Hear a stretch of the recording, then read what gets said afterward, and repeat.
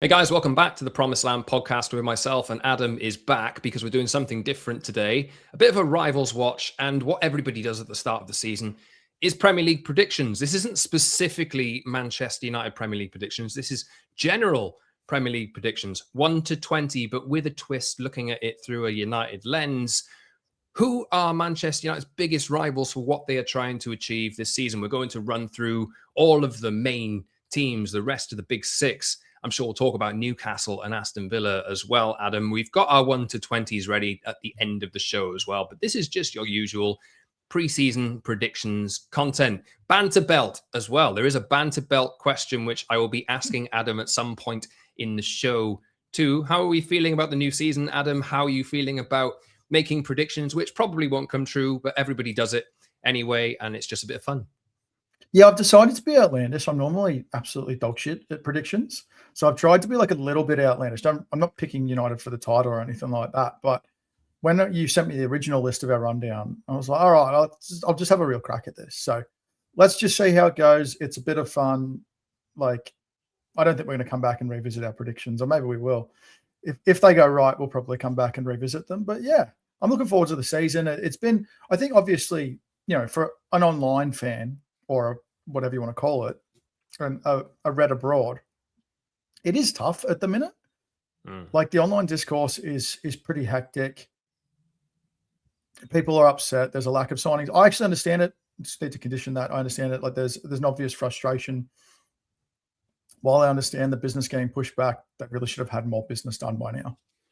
And that's tough. How are you feeling? Like, my predictions are made in mind, for the record, that United will have made at least more signings before the end of the window. So are mine. Yeah. Yeah. So how are you feeling on this, my Wednesday afternoon, your Wednesday morning, 19th of August? How are you feeling? As it stands, we don't know anything about who United are signing next. So I think I'm just going with gut feeling that United will sign a couple of players before the end of the window. But I was like you say, Adam, we've been saying that all summer. And United haven't done anything yet. You talk about frustration there. I'm frustrated too. Like, this is something I explained on the pod yesterday. But I get like loads of, and I'm sure you get a lot of this as well. It's like continual glazing of Ineos and continual, toxic positivity. Oh God, Being level-headed. it's apparently, just looking at the situation, trying to understand things. Yeah, and it's hard not to take it personally. People taking out their frustrations on you. I just find it funny at times. Like, what do you think you're going to change if you're out there saying that you hate Ineos, that you hate everything that United are doing? Do you think that's going to make a blind bit of difference to what they actually do? No, I'm going to take a perspective of what are they trying to do and just get on board with it. They've set a timeline, and if they finish 10th this year and finish 17th next year, then that's a failure. But their plan is, at the moment, win the league by 2028. And they finished third last year. Just looking at. And you want to see them set the platform for 2028, right? That's always been my approach to the summer. And like, I don't even think sometimes it's necessarily get on board. It's like, when something happens, I want to try and understand it. And then, like, as far as the summer goes, like, I'm frustrated right now, but I want to see where we are in 2 weeks too. So, like, I don't want to judge a transfer window on the day it finishes necessarily. I want to judge it in a few years' time. But I at least want to let the window finish first. Like, I'm upset that they haven't signed more players. I'm frustrated that we haven't seen Benjamin Sesko in team training until yesterday, which was really great news, by the way, having him and Matthias de Ligt back. I'm frustrated we haven't seen much of Mason Mount. But, like, I guess, like, I'm at the point where I've had to stop checking my mentions. So apart from the people who are on my Twitter list, they're the only people that I see reply to me, because I see them on there, because I just can't read the frustration anymore. Being an outlet for people's anger is, I'm not your punching bag. So I'm just not going to pay attention to what people say, because, like, ultimately they're just upset about what's happening. And generally it's like, sometimes it's just not about you. They're just mad. And like, we all get frustrated and take out our annoyance on each other sometimes. And I do it too. So it's like, I try to remember that, like, as well, it's what you always say, never get too high, never get too low. Even though I'm never get too low, get as high as you want. Because I will enjoy every good moment to the fullest extent, especially when it's at the expense of a rival who I hope to take the piss off a little bit today through this predictions episode. Now, just before we get into the topics on the show today, I will say go back and listen to the Manchester United season predictions, specifically to United that me and Adam did. I think we posted it on Monday, if I remember rightly. It is out there, so go and listen to that and watch it on YouTube if you've not done so already. This will be more about what other teams are doing and where United fit into the Premier League table in general. We'll have a bit of fun with that. Subscribe to the pod as well. Follow Adam and I on the social channels. All the links are in the description. 5-star reviews on the podcast, likes on YouTube, and all of that kind of stuff would be really appreciated too. But let's get into setting the scene to start with. Just a quick recap of the pod that we did the other day, Adam. Setting the scene, what are Manchester United competing for? I've just watched an interview with Harry Maguire where he said again that we're competing to win the league. We want to win the Premier League. Is he Ineos PR? Why is he saying that? We haven't signed a left back and a midfielder doesn't mean he's yet. like challenging the club to get it done. I think like that gave people a little bit of spirit. But what I always like about it, the same way when Michael Carrick isn't shy about his ambition, is that these aren't people who are settling for that. Their aim isn't just to qualify for the Champions League. No matter what you think about, you can have your own opinion about the club's hierarchies, ambitions, and what they had settled for, like the year-on-year Champions League qualification. But the players certainly aren't. So provided, like Harry Maguire was talking about, they need a couple more signings before the end of the window. The hope that I believe he said he hopes they're working on more, bringing in more. And that's the hope, right? Because what they need, they're not that far away. They're probably, more short than they will add to push on for the title, realistically, for that to be the expectation. Let's say they're right now, they're probably 4 or 5 players away from being like a season-on-season title challenging squad. But they're not that far away from being an outside shot and being in the race. So if they can get those signings right, and we'll just see how the next couple of weeks goes, because no one knows what's going to happen. Mm-hmm. I think that the media have a rough idea. They might have things that they can't report yet. I don't think we talk about that a lot. There's a lot of stuff that the media sometimes have to hold back, or that they can't break yet. Maybe their source isn't allowing them to go with it yet. There's all sorts of reasons, but there's just so much that we don't know yet. I want to see how that goes. And again, some predictions today on the basis that they at least get halfway in what they need, which is 2+ players. Yeah. Let's see what happens. 2 weeks left of the window. But let's focus on the other teams. Arsenal, the champions. It's worth saying at the start of each season, for the last 3 years, I've picked Arsenal to win the league.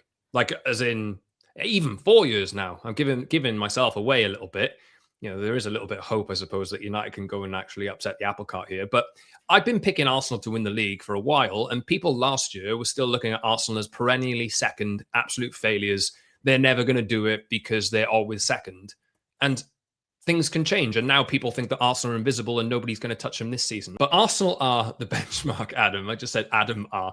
But let's get into them to start with. I'm presuming we both think that they're the benchmark at this moment in time. They've signed Bruno Guimaraes. They probably need more. Have they got better? But this is the team, really, that I think most people think are the strongest one going into it. What are your thoughts on Arsenal? Well, firstly, I just want to ask you, off the Community Shield, did you have real takeaways out of that? Did that change your outlook on the season at all? It, if anything, made me more convinced that I think City, we'll talk about them next, I think City might have a few problems. Not so much about Arsenal, really. I think we know what they are and we know what they're good at. I think they will have confidence from last season, which I think you can really add into them. The self-belief. Knowing they can do it is massive. Yeah. I think you can look at it 2 ways. You can look at complacency on the fact that the title challenges aren't as strong as they might have been historically, or the amount of horses you think in the race, not many. I have Arsenal a few lengths out in the field, to use that same metaphor. I think they're not quite easily, but at the moment, they stand alone as that leading contender. And that performance reaffirmed that for me. They were quite dominant, particularly in that first half. I feel like they took a foot off the gear in the second half. But that felt statement-esque to me, the way they performed in that game. I think there is something in getting over the finish line and knowing you can do it. Having the mentality of champions, I think that's a real thing. And I would be very surprised if they don't go back to back for the first time since the 1930s. I shouldn't smile when I say that. Yep. I heard it on a podcast and I Googled it while you were talking. And yeah, I didn't realize that they hadn't done gone back to back in that long. And I don't have someone that I can outright say that I think is a better side than them. Now, if they go deep in multiple competitions, that can change their priorities. The Champions League is probably their priority if they had to pick one this season, having made the final last season, having never won one. Do you have them as like far out in front? Do you think is your second side closer than where I have them? What do you think? I think they're definitely favourites. I don't think they'll run away with it necessarily. I think they need. We'll see what they do before the end of the window. I'm not entirely sure what they will do yet. If they sign a striker that is going to guarantee them 20, then I think that changes the picture for me a little bit and pulls them a little bit further away than I currently think they are. But as it stands, I kind of see them with they're the best squad, the deepest squad. Absolutely. They've just been there and they won the league, but they still lack a couple of things for me to like really be that kind of dominating team for many, many years. That's what I think. And that could change over the next 2 weeks. If they go and sign Alvarez, I don't think they will, but if they go and sign an Alvarez, something like that, Osimhen, another one of those, like a striker that can come in. Gyökeres did a decent-ish job last year in terms of the amount of goals that he scored, but he didn't really felt like it clicked for him. Havertz as well, he pops up with certain goals, but I feel like he's more of a rotation option that they bring in. If they get he's not a pure goal scorer, the way that the other two that we mentioned might add that. They're missing that final piece to their attack. I think Gyökeres did better than I expected at Arsenal, considering the amount of goals he scored. But I think like the way that obviously Vinicius Jr. is the finishing piece for them. Like let's not kid ourselves as to how good a player he is. But that if they add a certain caliber of forward, that's their finishing piece to me anyway. Yeah, we'll see how that goes. I think Trossard going was the kind of guy that popped up with, important goals. Cezolis looks really good. He looks like just a younger version of Trossard, doesn't he? Yeah, he does. I think pretty much universally everyone looks at Arsenal at the moment and thinks that they're the best team. I do too. But yeah, I think for me, I'm not entirely convinced at this moment in time that they can't be reeled in if somebody puts enough consistency together to keep pace with them. I think that is possible for one or two teams, or maybe 3 or 4 teams. I don't know. But if they sign that striker before the end of the window, I think that changes my view of them. So we both got them first. Everybody knows that, right? We'll do our 20-1 a bit later on, but just run through these. Maybe we won't give away these positions with City and Chelsea and all of that just yet, just so people can have a reason to listen until the end. But let's go through City. I don't know whether you're giving banter belt out to City or whether it's going to be somebody else. They are clearly the holders of the banter belt. That was embarrassing what happened. I mean, Elliot Anderson can hold it for a little while if he wants. That was a really poor way to debut. You can't be worth that much and have such little impact. I mean, went up against a very good midfield. I mean, arguably probably the best midfield in the Premier League now that they've got Guimaraes. I thought he was really impressive. Like in our previous rundown, he was one of the people that I'd picked. I won't say for what, but I just think he is such a good signing for them, such a perfect signing. It's the sort of like luxury signing, and that's not even the right term, but that you make when you're champions, like that stack on top where we want to turn this into a dynasty. That's why I hate it so much, because he is that sort of platform signing for them to project even further forward. City, I'm concerned for them just as much about Pep leaving as Rodri. We've seen historically when Rodri hurt his knee, how poor they were. And they've lost Bernardo Silva, they've lost Pep. That's so much know-how to their history and their winning and their dominance. And obviously I can touch on what's helped them along in that dominance, and they still have Erling Haaland. I just think they have such a vulnerability now, such an unproven aspect with Enzo Maresca. Sunday was really enjoyable, and I think it was an insight to what their season could be like. Do you rate Maresca? Now, he won the Club World Cup with Chelsea, but generally, I thought he was like a good coach. I think he did okay with Chelsea in the circumstances. In the Champions League, they had some good results against Barcelona, if I remember correctly, last season. PSG in the Club World Cup as well. And I think there's a good team. Well, he can get the best out of a team on occasions, but there are also some pretty like poor performances as well. I think Chelsea fans really weren't too miffed that he was gone. Highs and lows. That was the thing. Yeah. There was a lack of consistency. They could be so good, but so bad. Like, it was sort of a typically Chelsea sort of team, because Chelsea have been like that in recent years, since they haven't been probably at the heights that they've been over the past couple of decades. You just didn't know what you're going to get. It's very Jekyll and Hyde. And there is something in managing contending clubs that is different. Like managing a superstar, a star-laden team, a dressing room full of ego, it's just different. So it's very much like Arsenal have won the title, for example, but I think people are always going to be a little bit cynical until they've done more than they should to prove otherwise. And I think it's the same sort of prove it phase for Maresca and City, because we've got so many question marks, but they, of course, still have the likely Golden Boot winner in Erling Haaland. And albeit he's performed very poorly for them in finals, his goal scoring record overall is very daunting.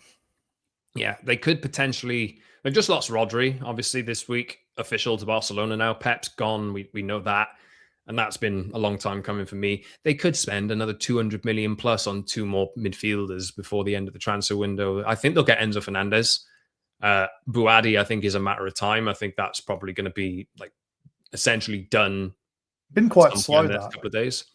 Yeah, but this is the thing, right? Everyone wants United to do things yesterday. You look at the other clubs and look at how long Liverpool been after Barcola, and look at how long City have been trying to sign Buadi for. Like, this has been going on for weeks and weeks and weeks, So it's look how frustrated Arsenal fans are with how slow their business has been.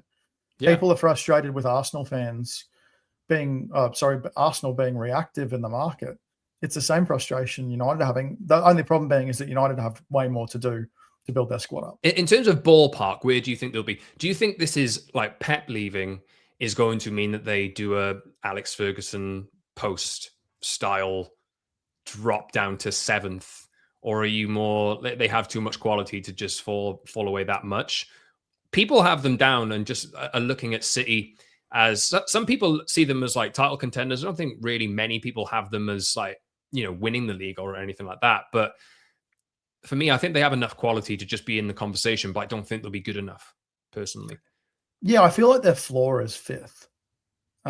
Yeah, okay. But I don't have them winning the title. I just don't have that. Like, things can change. They can sign so many players to overwhelm. But yeah, I just don't have them there. It might take an all-timer from Erling Haaland, like a season like we haven't seen from him before. And we have seen a lot from him before for that to happen. But I did have, when you had odd occurrence in our rundown, mine was that Maresca gets sacked this season. Yeah, could happen. Could happen. I personally think City will be too patient for that, and they will tolerate.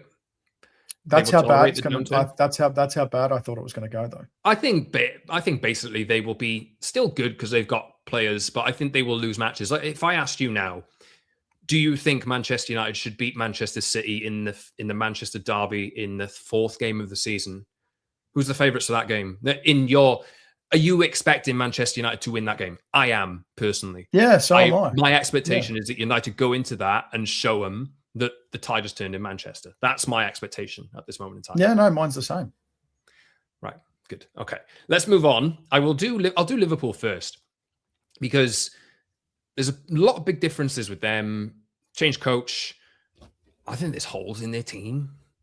Whether they spend... I saw yesterday that I think Rio and Gamoa they see as a right-sided player now. He will get a lot of minutes but play on the right. They're trying to sign Barcola and Mbaye from PSG. Van Dijk's in the last year of his deal. They signed Jake, who's played a couple of friendlies, and now he's the greatest player in the world. Like, I'm not saying that he's not going to be good, but this is just the kind of thing. Last week they were absolute disasters, and now Jake is the best player in the world. And it's just the way that like social media goes. What's your impressions on Liverpool at the moment with Iraola coming in and this squad as it is? Yeah, I think it's the same concerns you and I have talked about previously, whereas like I'm not entirely sure they can sustain 90 minutes of Iraola football, let alone 55 plus games of it. And for me, their concern is midfield, clearly. I'm so surprised they have not made a major midfield signing as of yet. I can't say I understand it. I can only think that their targets just haven't panned out, and the players they've targeted they've not gotten near, because I'm not really sure what's happened otherwise. Like, obviously, they could overwhelm teams with firepower and attack. That's reliant on Isaac firing. That's reliant on Florian Wirtz firing. It's reliant on a lot of things that haven't happened yet. I know, obviously, both those players are almost certain to have better seasons than they had last year. Can't be much worse. But yeah, I don't have them putting it all together in Iraola's first season. What about you? I think they can be good. I think there will be days where they have like big wins. I think United going to Anfield this season will probably be a big one for them. And those kinds of moments, I feel like they can have good days at Anfield. But I do think that, and this is a reason why I was not entirely hot on Iraola coming to United in the first place, was just that outlook of playing a certain way and playing with that intensity.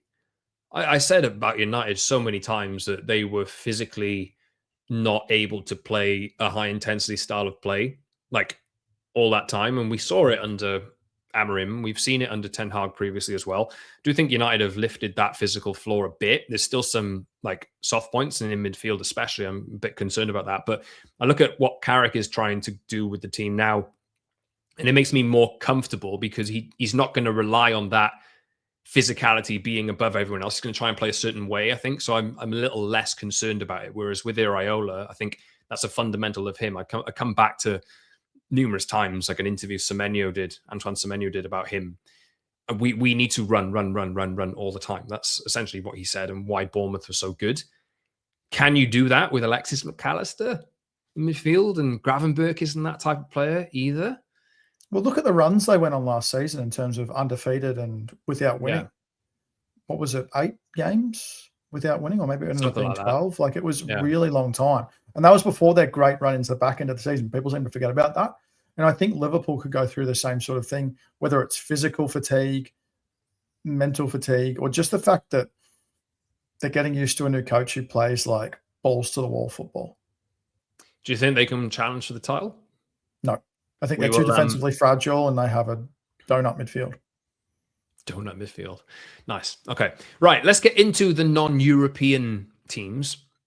I'll do Chelsea first. A lot of people are high on Chelsea. I'm actually quite high on Chelsea. I think Chelsea will have a good season, personally. Alonso, arguably, maybe the best coach that has come in to any of the teams that have hired coaches. Been at Real Madrid, it didn't work for him, but I think his results were okay. It just didn't really work with the group that he had, because there's a lot of egos in that dressing room. Did what he did with Bayer Leverkusen.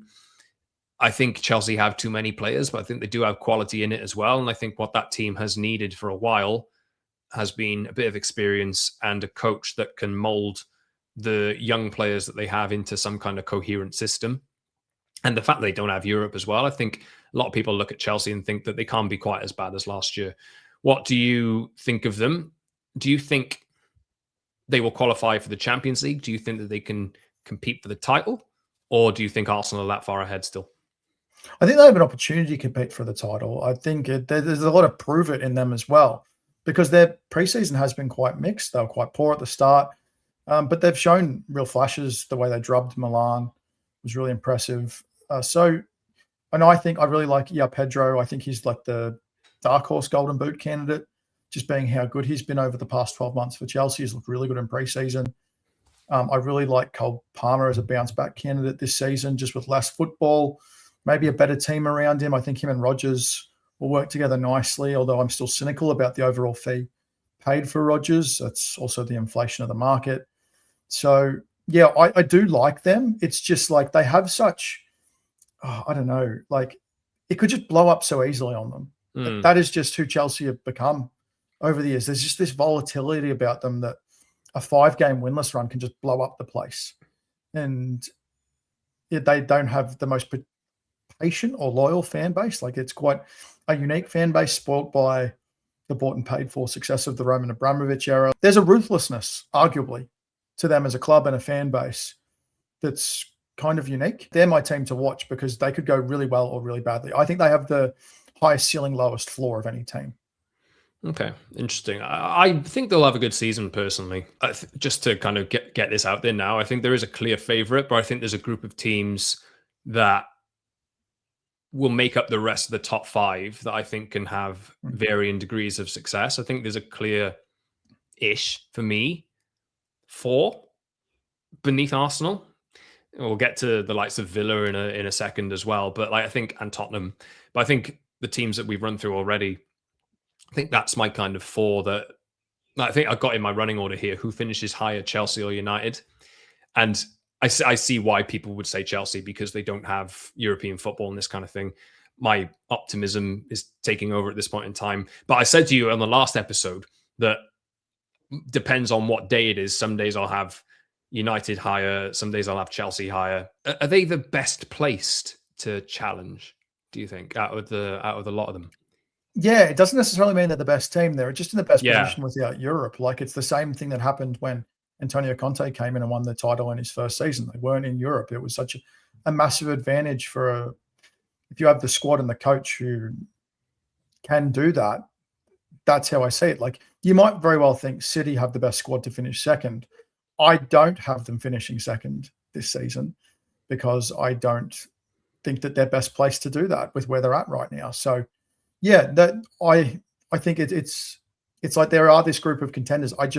When none of us are entirely sure which one of them is going to emerge from that chasing pack. If anyone, it could be none of them. I think what Chelsea have done is listen to their coach a bit more in terms of what he wants. I've looked at Chelsea for so many years and just thought, why are you just accumulating so many young players? Like, build a squad that can actually compete, and you need a bit of experience in there. I think they've signed quite well. I'm still not convinced about the goalkeeper. I don't know who's going to play. If they keep playing Sanchez, I think that's a sore spot. If they start Penders, I don't know. But yeah, I think pretty positive on Chelsea for me in terms of how good a season they could have, I think. But let's run through, just I suppose briefly, I've got Tottenham, Aston Villa and Newcastle I wanted to talk about.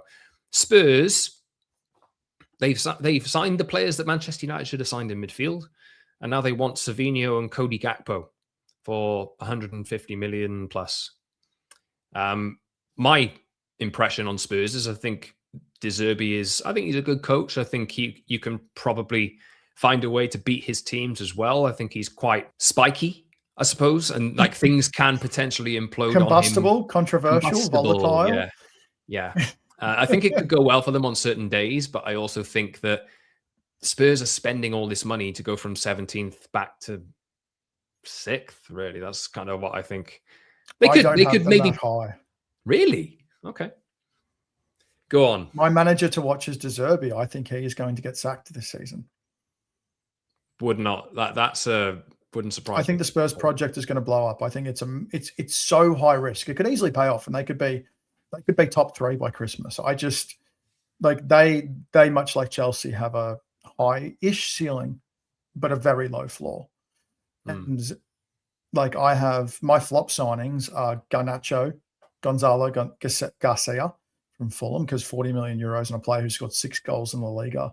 Like it's just a massive risk for a team who I don't think is going to do well. And I have Sandro Tonali as the other flop signing. I just think Mateus Fernandes is a little bit different. I think he's on an upwards trajectory. Tonali, I just don't think he's there for the right reasons. I don't know how invested he is. I think ideally he'd be back in Italy. And the fact that Spurs offered mega wages have sort of changed it. I think they were really happy when Conor Gallagher came, and he's been crap. And I think when you're not invested, I think that does take a little. The margins are really fine at the top of football. Yeah, I think just on Spurs for me, I think they'll be okay, but I think they'll kind of just go back to the Spurs that they used to be. I'm a hater, so just let me hate. Okay. And again, these are predictions which nobody knows what the hell's going to happen. We put our necks on the line for this kind of thing, but we all realize that this doesn't actually have any significance at all. It's just a bit of fun in this case. Aston Villa, moving on to them. Unai Emery's still there. They've lost Tielemans. They've lost Rodgers. I think they will sign and replace quite well. Links with Ollie Watkins going to Saudi Arabia over the last 24 hours. If they let him go for decent money, I can see them signing Nicholas Jackson from Chelsea. But again, they're back in the Champions League now. I'm not entirely sure if they have a big enough. I think they got quality in there, but I'm not entirely sure they have a big enough squad to do all that again. I don't know. I maybe need to look at the team again. But Emery's done quite well for a long time, but they're always under these financial constraints and squad difficulties, and like looking at from the outside looking in at the big six or whatever. I know there's a lot of frustration there, but Villa, for me, I always look at them at the start of the season and I think I wouldn't automatically put you in there to break the big six or the big five, like push Tottenham aside. I think they always punch well above their weight. And I think that is just a consistent compliment to them for doing that, rather than me thinking that they're actually part of that conversation, if you understand what I mean. Maybe that's harsh on Villa, but what's your opinion on them? Are they your side most likely to break up that top five this season? Probably, like just in terms of league finishes. Yeah. I think there's quite the risk that this is the season they drop off just a little bit. I think losing Tielemans, who's so important to them, I think that really hurts. Losing Onana for the entire season, that really hurts. I think that's like a forgotten about aspect. And like when they've already lost Rodgers and Tielemans, and I think Rodgers, who their system was so reliant upon last season, losing him is going to be massive. I really like Manzambi. He was one of my three best signing players that I shortlisted, and I think he'll be really good. It was really funny how he ended up there. But I also could see this being the season that just the wheels fall off just a little bit, like not catastrophic enough to Emery to lose his job, but maybe being a little bit of danger for a little while. Let's see how it's just going to be that sort of season. There's just log jam of teams that you could rank. It was like last season. You could rank these teams from 5th to 15th, and you could realistically say that could happen. And it's not to say that they're the 15th best. It's just like a few things go bad, or you get the wrong injuries at the wrong time, especially over the Christmas period. Shit spirals. Do you know what? I'll maybe bring this point up again. I feel as though a lot of these, there's so much money in the Premier League, right? I feel as though a lot of these clubs do have players of similar-ish quality, right? And it all comes down to how everything works together. I don't automatically think that some players who are just completely like cast off, as long as they have the right attitude, I don't feel as though I would write them off immediately. I think what I see a lot across a lot of these clubs is players of really good quality. It just all comes down to how that situation is managed and how much you can get out of each of those players and how well everything works as a unit. This order could be jumbled in any potential direction. I just look at the likes of United at the moment, and I think they're a lot calmer than some of these other teams. But like, for example, I was thinking about this the other day. We all think that Arsenal are the best squad in the league, right? Absolutely. But then if I asked you, who would you take at centre forward, Sesko or Gyökeres or Havertz? I think people would take Sesko. No, from a United perspective. If I asked you Mbeumo or Saka, I think people would say Mbeumo. No. If I asked you Cunha or Solis, I think people would say Cunha or Rashford, potentially. If I asked you Bruno or Odegaard, do you know what I'm saying here? Do you know what I'm saying? Like, people are so down on United, but if I asked you one-to-one, who would take in the attack for United against Arsenal? I think United fans would probably back United's players. Yes, Arsenal have a better defense. Do you know what I mean, though? Arsenal have a really good core there, but the difference is their defensive unit is the best of any positional group in the league. And I think that's really the difference. Their defense is so solid and reliable. They can afford for their attack to falter for a little while because they'll grind out results. United did that when they had their spectacular clean sheet run. It was built on there were lots of 1-0s in that, and that's what sort of sets Arsenal apart right now is their defense is just so much stronger. That's like we're talking about the missing piece. Do you know what you said about Saka though? When you asked me to list a player of the season, I picked him. Okay, fair enough. Because I think their midfielders will be too close together to pick any one of them. Okay. Can't pick Rice when you got Guimaraes alongside of him. Yeah. I think he's a good player, Saka. I think he has the potential to really, really have another breakout season. I think this will be the one. Yeah, he's had difficulty over the last year or so. Do you know what I mean? There's a discussion point there, though. Absolutely. Would you prefer Mbeumo or Saka at this moment in time? Yeah. To me. Arsenal relied on a weight of contributors rather than one player like Haaland just delivering this high volume. Mm-hmm. Trossard was so valuable to them, players like that. That's where their strength and depth comes from. Let us know your thoughts on that, guys, because I think that is an interesting thing. People are so, like, what I'm saying is people are so negative on United and think that they're useless and all of this. But just within a couple more signings and consistency and being on the same page. Arteta has been on the same page as Arsenal for 6 years. Is it longer than that now? 7 years? 2019. So December it 2019. was the end of 2019, right? So yeah, that amount of time. It's all about consistency and just being on the same page and just getting the best out of your players.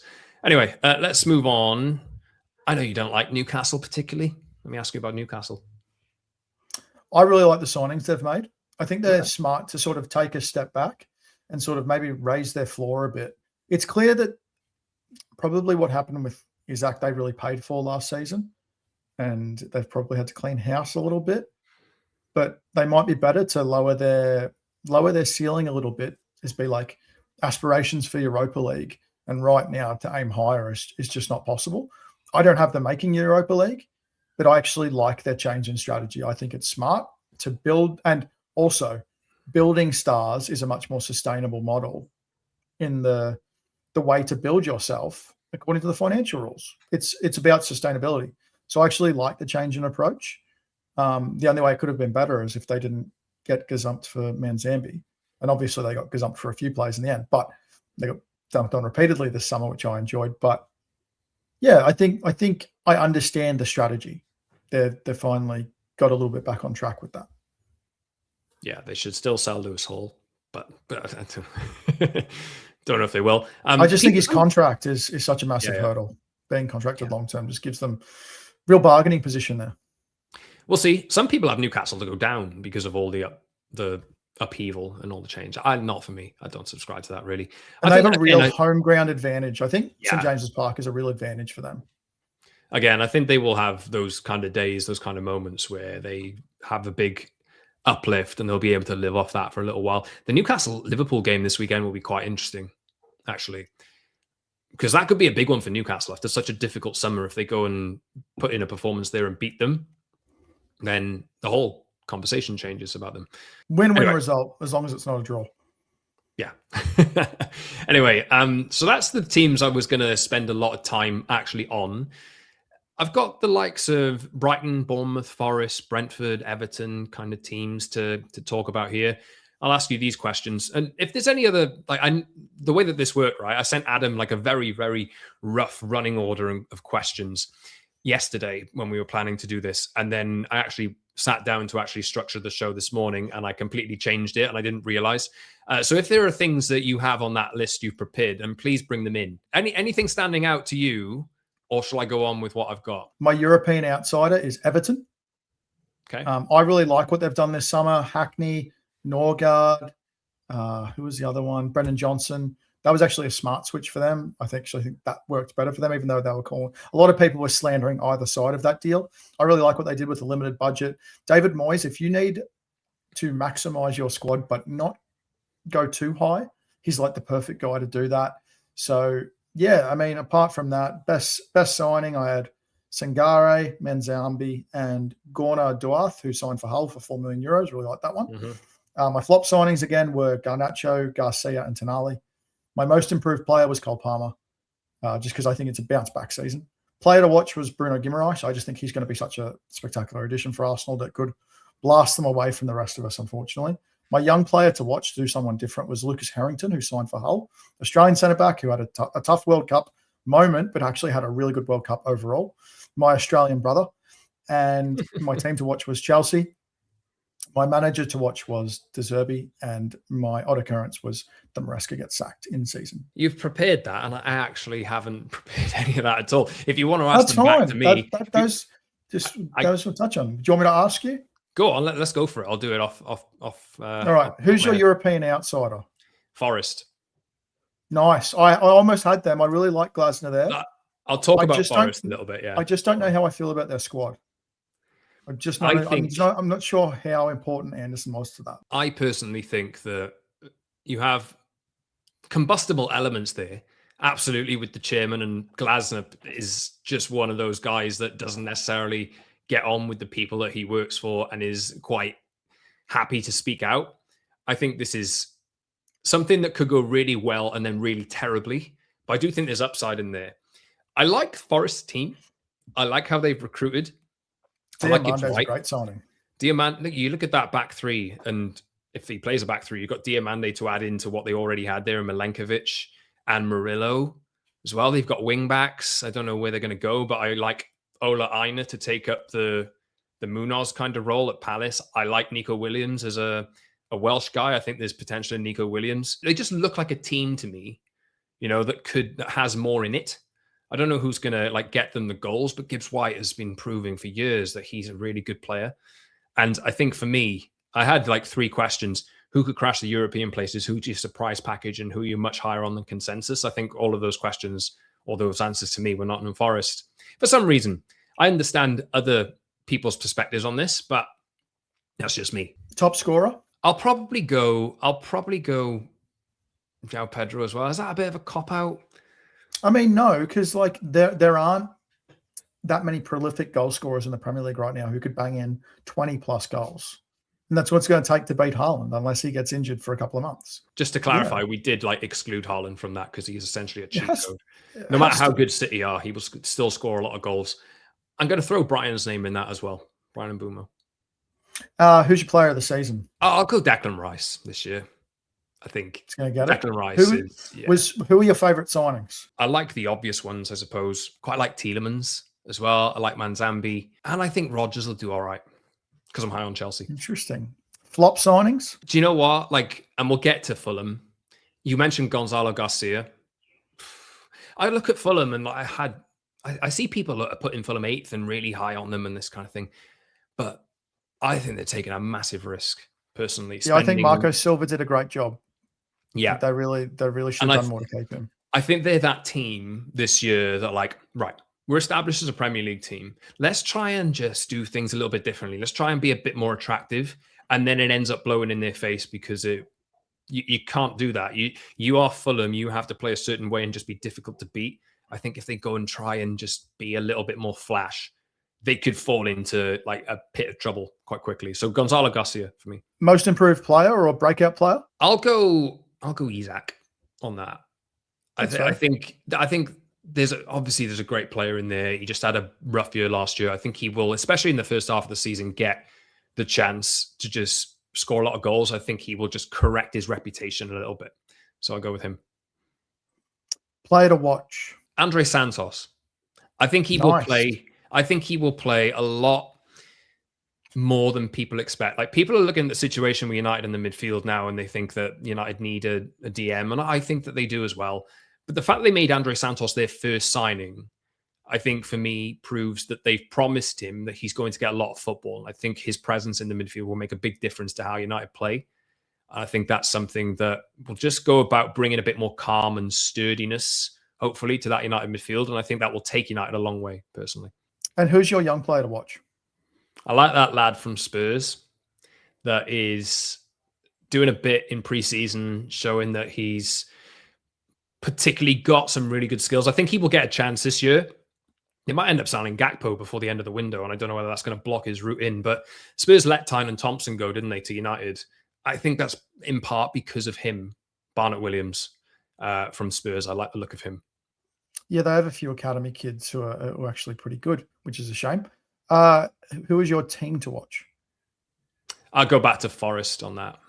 Forest and United. I think United will have a better season than social media thinks it will. Yes, and then who is your manager to watch, for better or worse? I'm really intrigued Iraola at Liverpool. I am, because I think that there's potential for that to go really badly or really well. Yeah, you've always been an interested observer as far as Iraola goes. Yeah. I don't know which way that's going to go. He's definitely a good coach, but I think there's such a clash of him as a good coach versus the wrong mesh of a squad. Well, it's like you said. Does that style work when you have to do it 2-3 times a week? I'm not entirely hot on Liverpool at this moment in time, but I think there's a team in there that could do really well. No, they have the attacking talent, don't they? It's just, do you have the do you have the worker bees around them? The way that Bournemouth built their team so specifically to that style, are they as wed to that as they need to be physically? And that's a fair question. Now, I'm not sure how prepared you're going to be for this one. Do you have an odd occurrence? How odd is it to say that City don't do that well? I think the consensus in general now is it has to. You got to put some put some mayo on it for me. Like, are they going to miss? Are they going to miss the top four? I could see them missing Champions League. Yep. I could see the world. So my fourth for them is fifth. Yeah. So are you going lower? Potentially. Yeah. Because I think there are teams in there. Like, consistency is the thing, right? And I don't know how consistently they will be on it at all times. Like, a big part of like Pep's football was the style of play that he went with. And that was the reason why they were so consistent, because they would dominate football matches over and over again. And they had leaders who'd been there and done it over and over again. But that's not my bold prediction. United to win the league. I can't. Look, I don't think that they will, but I think there's a world where it could potentially happen, personally. So is it time for the 20-1? Yeah, let's do it. So should we go backwards? I think so. All right. So 20. Who's bottom? Hull for me. 19. Yeah. Ipswich. Same. Ipswich for me. 18. Leeds. Yep. Leeds. Really? Yep. I think the back end of last season was a mirage. Okay. Interesting. I think they started really well. I think they're going to struggle on their travels again, and I think that'll be their undoing. My 18 is Fulham. Yeah, I didn't want to pick them. I have them 17th. Okay. 17th, Fulham. 17th for me, Coventry. I think they'll end up staying up because they've actually spent more money than United so far this summer. And I like some of the signings they won the championship by 12 points, and they've spent well. They've reinforced that team. I think they can stay up, and I think Lampard's a good floor-raising manager. So I think they'll be okay, and I have them 16th. Coventry 16th for you, 16th for me. Crystal Palace. I have them 15th. So me throwing Fulham in here is just upset me. Oh no, you did Leeds at the end of the day, didn't you? So Palace, you just look at Palace, and they won the Conference League last year. They changed their coach. I think it's a risk, the coach they've got. I'm not saying that he's a bad coach or whatever, but Glasner did such a good job of making them at a certain level. You throw in Europa League with that. Don't have a lot of money. Do you think Adam Morgan gets centre back before the end of the window? I mean, who's buying him? Yeah. Does he make sense for Bournemouth? I mean, Liverpool. I was going to say Bournemouth. Liverpool, I don't think so. Arsenal don't need him. I'm just not sure where he fits. I mean, if he stays, he obviously raises their ability to stay up. But I think it is going to be a battle. 15. Yep, that's Palace. Palace for you. 15 for me is Brentford. Interesting. I have them considerably higher than that. I don't know. I kind of feel like they overachieved a little bit last year, and they'll make it difficult for teams. But I think that team has not a ceiling, because we've seen what the ceiling is, but I think they overperformed a little bit last year, and I think maybe a regression here. I don't think they'll have any chance of getting relegated or whatever, but up to 14. Sunderland. Okay. I've got Bournemouth and I've got Sunderland in 13th for me. 13th for you. Newcastle. I think it's a stabilizing season for them, even though the table might not reflect it. I think they're sort of just resetting where they're at a bit without their stars. Sunderland, I've got in 13th for me. They are in Europe, aren't they? And again, that is something that is going to be difficult for them to balance. So I think there'll be a bit of a fall. I think they could be in danger of maybe falling lower than that, just given the volume of games. We've seen clubs time and again make Europe and then struggle. Yeah, we'll see. 12? Forest. I've got Forest considerably higher. I've got Brentford considerably higher. I like them. I think this team, I think it's pretty much a cluster in this area. I think from Sunderland or maybe Newcastle up, it's quite a cluster till about 7th for me. Yeah, I think that's it. Again, it depends on who. Just put them in alphabetical order. Who runs their club the best? I put Brighton 12th, actually. That's fair. Yeah, Newcastle 11th. Who have you got 11? Bournemouth. I think they'll be all right. I just like the way they recruit. I like the signing of Antonio Silva. I think you can see why he never made it to a big club, but at a club like Bournemouth, I just think it's going to be better for him. And yeah, I just think they'll continue to roll along even without Areola. I've got Leeds in 10th. You had them 18th. Wow. Yep. Yeah. I'm a hater. I root for the results that suit me. It's weird for me with Leeds because, yeah, I don't like Leeds at all. Like, they also have a lot of Welsh players in there. Just signed Harry Wilson as well. I think Harry Wilson's a good player. Also, Fulham have lost Harry Wilson, so I think that's a big thing on them because he was doing a lot of business for them. So, would you have 10? Tottenham. Tell me about it. They finished 17th last season. They finished 17th the season before that. I'm just not entirely convinced that a club is cure-all to that, is just to spend money and bloat the wage structure. I just don't think you fix things that quickly. I'm not sure that Roberto De Zerbi is more than a Band-Aid to their woes, and eventually Band-Aids come off. I think Spurs have a bit of a glow-up and inevitably fall by the wayside at some point. I don't necessarily think it'll be this season, though. I think De Zerbi does have a recent history of like doing quite well for certain periods, and then eventually everything goes to pot. I think Spurs will be better this season, and I've just re-established them as part of like my top 7, not to give anything away. 9th for me, I've got Everton. I've got Brighton. Have we matched one yet, apart from the bottom 2?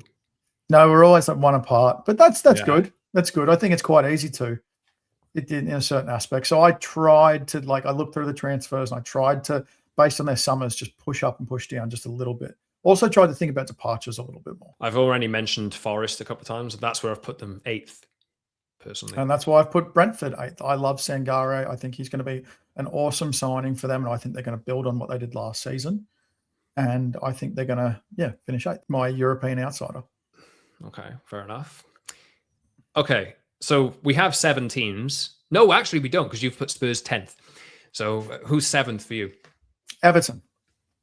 Wow, okay. Very, very high. David Moyes special. 9th. Okay. Yeah, David Moyes special. Moyes know-how. I like how they've spent. They just need to stay healthy. They have really fine margins with their injuries, I think. I just always rate David Moyes' ability to juice his squads. I've got Aston Villa in 7th. I just think that losing, I think they've replaced well. Don't get me wrong. I just think that losing the quality of players that they have, and Ollie Watkins could go as well. I think they will replace quite well. But I don't really look at Aston Villa coming into a season anytime, and I immediately put them in the top 5. I think they're more than capable of doing it because they have done it. But I think Villa, for me, are 7th. It could be a little bit of a reset season. We talked about that earlier. It's more than capable of happening. And it's like at some stage, sometimes the wheels falls off for a bit. And it just could be that year. Or they just go a little bit slower. Anyway, 6th, I've got Spurs. I've got Villa. Okay. 5th, then I've put Liverpool. City. Interesting. So you think there'll be a bit of a fall off there? Do you think top 5 will get Champions League this season based on what English clubs do? And I think we've seen that English clubs will almost certainly do well in the Champions League just because of, we talked about this on the weekend pod, that physical edge. I think that matters, and not to mention the financial edge, which gives them a quality edge. And I think that's enough to keep pushing them along. And I think whether it's Arsenal or one of the others, they will push on. But what could hurt it is Villa. But that said, the coefficient is built up of how all English teams do in Europe, and I think they're all going to do well. Do you think City win a trophy this season? I think it's a coin flip amongst those sides. It really just comes down to draws and then what team lucks out in the semi-final. There's so much of that factored into it, because every year when teams get to the semi or the final, you'll see fans complain about the run that they had. So I try not to make domestic cup predictions. 4th, I've got City 4th. I've got Liverpool 4th. Yeah, I could see either team slipping quite a bit. I just see both teams having quite a lean patch just because they're adjusting. They're going to face adversity, particularly City, that they're not used to facing. And then that Iraola's not used to facing at a club like Liverpool. And I think that's going to be, that lack of continuity on both fronts is going to be difficult. And also, like, that's great for me if this happens to both clubs. So again, this is like me making predictions rooted in what's best for chaos. Now, moving to third, I know because we've already done the United prediction show. You've got United third, right? I do have United third, yeah. Yeah. I've said I put Chelsea third this time because I'm optimistic that United will actually just continue on a relatively good path. And I think they will get the business done to actually have the squad balance, personally. But like I say, my 2, 3, 4, 5 is actually interchangeable. So I'm pretty solid on, I think, which teams will make the top 5. The order can be anything. And if United finish 5th at the end of the season, but convincingly, in a sense, get in the Champions League, I do think that that's still progress, or at least consolidation. Do you see like let's say a 6-7 point gap between 5th and 6th, like a clear sort of delineation that Villa aren't in the race, Tottenham aren't in the race? Or do you have, like you said, Tottenham dropping off a bit? Or do you see those 5 teams just for this season, just having like a little bit of a clear gap? I think there'll be a bunch. I think there'll be a bunch of teams, and maybe it starts to tell towards the end. Because I look at the Champions League teams, and I think that most of them will probably get to the last 16, just the way that it is. And then it's about who can manage the best when it gets to the end of the season, when you're in different competitions and that kind of thing. But yeah, for me, I think my 3-2-1, since we know which way this is going to go, you've got Chelsea second, right? I've got Chelsea third, United second, Arsenal first. I have Chelsea second, but I don't necessarily think that Chelsea are the second best team. I think they're the team best placed to finish second. So, and I just think, like, while I might think City probably have the second best squad, I don't know if we'll consider them having the second best squad come the end of the season.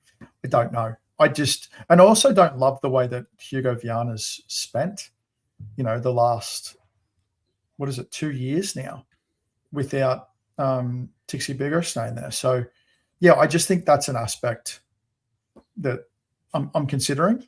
But also I'm quite optimistic about what United can do. Having them third, like, I think, like with predictions sometimes, like, it's like I said, I don't think Chelsea are necessarily the second best team. It's just no Europe and whatnot. I think they can move forward. I actually have it in a way that I think Arsenal will run away with the title. Not in like a historical fashion. I think they could be between 8 and 10 points ahead. Okay. By what month? Will it be clear who's won the league by February, March? No, probably like start of May. Okay. I just think they have the squad to go the distance, and I think that other teams will stumble and do the thing that Arsenal used to do. Yeah, fair enough. We have a 3-2-1 there. Any final thoughts? It's really exciting to have football back. Hull first up. People obviously talk about newly promoted side and all that sort of thing. Yeah, that's all true, but Hull finished 6th. They did not have a really good season. They finished quite poorly. They lost a lot of games. They were lucky to get promoted. United should beat them handily. If they're going to start doing that, it starts this weekend, irrespective of whether signings arrive by Saturday. I can't wait. Yep, I'm excited too.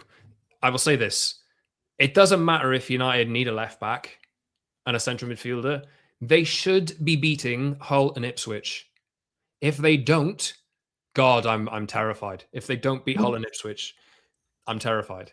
That dominance that they showed across Leeds, PSG, Atleti in those phases, they need to do that over the majority of the game on the weekend. That's all. Yeah. And I think that's a fundamental reason why I'm a bit more confident in United being consistent this season, is because they will take that approach to matches. And it will help them.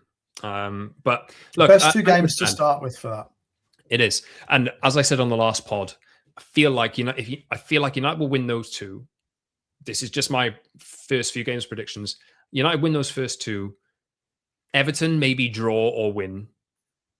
Hopefully it's on a Sunday afternoon, I think, that one. But that City game in week 4, I think if United start well and then they win that game, which I'm expecting them to, then I think people, after they've made a couple of signings as well before the end of the transfer window, I can just see a point where people are like, oh my God, we might be able to do it. Just that's, and maybe people in a month's time. No, but this is how very different people how are. it feels today. This is how up and down people are. Do you know? Yeah. And let's say in a world where United do sign a midfielder and a left back and maybe another striker, and then they start well, having played 2 promoted teams and a City that are out of sorts, and then you go away to Fulham, difficult game and that kind of thing. But by the time week 5 is over, could United be unbeaten and be second, third? What are people going to say then? You know, they could be getting Arbeloa sacked. They could be the first manager out after 5 games. That's for me. I think that's a time bomb as well. Waiting to be set off, the Fulham one. Anyway, right. So Adam, this has been a bit of a jump back and forth. I hope this has been actually listenable and watchable if you do watch it. But let us know if you want to put your 1 to 20 in. It's fun. I'm going to email mine to myself to remind me later on in the season what I've said, and if I get things right, I will come back to it. If I get things wrong, I will forget about it and pretend like it never happened. I'll post mine like before Arsenal Coventry, and then everyone will forget about it. I'm not going to post mine. No, I'll do it for posterity. Yeah, see you on the Sunday pod after a win. Yeah. We will be back on Sunday to take apart United's game at Hull with a little bit of a state of play after game 1. And let's hope United win. Let's hope United start the season in a good fashion. This has been Adam and Scott from the Promised Land podcast. Cheers, everyone, for listening and for watching. Subscribe wherever you get your podcasts, on YouTube as well. We'll see you soon for Manchester United discussion and content. See you soon.